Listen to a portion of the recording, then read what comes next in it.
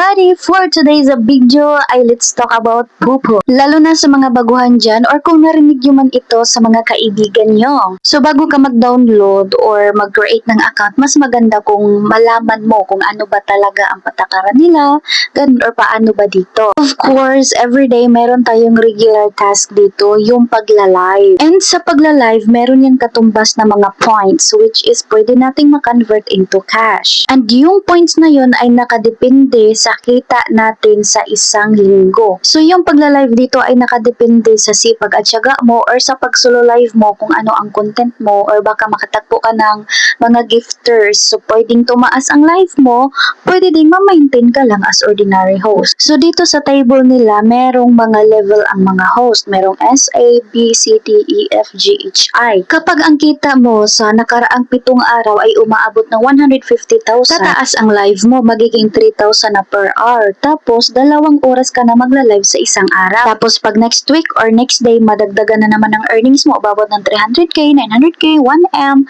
hanggang umabot ka sa level S. So, meaning, kapag pataas ng pataas ang earnings mo, palaki ng palaki din ang live mo per day. At mapapansin din natin sa table nila, kapag pataas ng pataas ang live mo, di ba, nadadagdagan din ang oras ng live mo. So, meaning, mas mabilis ka lang makaipon. At kapag umabot na yan ng 100,000 points ang naipon mo, pwede ka nang mag-withdraw. And ito yung mga record ko ng successful withdrawal. So, meaning legit po siya. Ito lang naman ang requirements. Cellphone, pwedeng Android or iOS. Internet, syempre, Wi-Fi or data. And syempre, time, at least 1 hour per day. Pag meron ka na lahat yan, ay meron ka ng pagkakakitaan habang nasa bahay ka lang.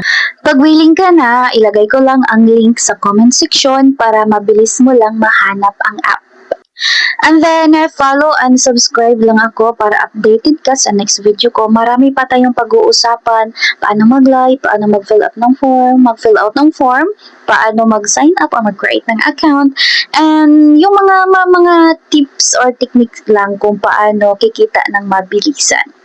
And then, wag nyo din kalimutan i-follow ang Facebook page nila, andyan sa screen, and then sa YouTube channel din nila. So, that's it for today's video. See you! I'm Peanuts!